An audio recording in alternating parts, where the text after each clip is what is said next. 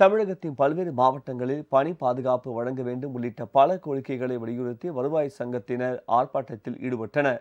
தமிழ்நாடு வருவாய்த்துறை சங்கங்களின் கூட்டமைப்பு சார்பில் பெரம்பலூர் மாவட்ட ஆட்சியர் அலுவலகம் முன்பு அதன் மாவட்ட ஒருங்கிணைப்பாளர் பாரதி வளவன் தலைமையில் தர்ணா போராட்டம் நடைபெற்றது. இதில் வருவாய்த்துறையினருக்கு மேம்படுத்தப்பட்ட ஊதிய உயர்வு வழங்க வேண்டும் உள்ளிட்ட பல்வேறு கோரிக்கைகள் வலியுறுத்தப்பட்டது. இதேபோல் தென்காசியில் வருவாய்த்துறை சங்கங்களின் கூட்டமைப்பு சார்பில் 9 அம்ச கோரிக்கைகளை வலியுறுத்தி ஆர்ப்பாட்டம் நடைபெற்றது. இந்த ஆர்ப்பாட்டத்தின் போது தமிழக அரசுக்கு கவனம் ஈர்க்கும் வகையில் கண்டன கோஷங்கள் எழுப்பப்பட்டது.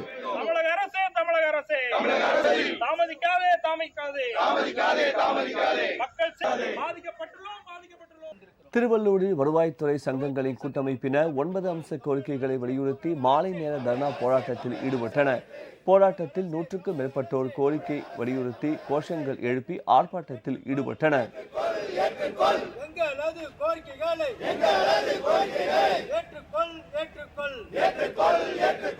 இந்த தர்ணா போராட்டத்தின் முக்கிய கோரிக்கைகளான வருவாய்த்துறை அலுவலர்களுக்கென தனி பணி பாதுகாப்பு சட்டம், தமிழக முதலமைச்சர் அவர்களால் அறிவிக்கப்பட்டுள்ள டாப்ஸ் திட்டத்தினை வரவேற்புடன் அதில் 10% பிடித்தம் செய்யப்படுவதை முழுமையாக நீக்கம் செய்யப்பட வேண்டும் என்றும், சிபிஎஸ் கணக்கில் இருக்கக்கூடிய தொகையினை பொது வைப்பு நிதியில் கொண்டு செல்ல வேண்டும் என்பதும், கருணை அடிப்படையிலான பணியினை 25% இருந்ததை 5% குறைக்கப்பட்டதன் அடிப்படையில் கருணை அடிப்படையில் இன்று வேலைக்கு ஆள் எடுக்க இயலாத சூழ்நிலை உள்ளது.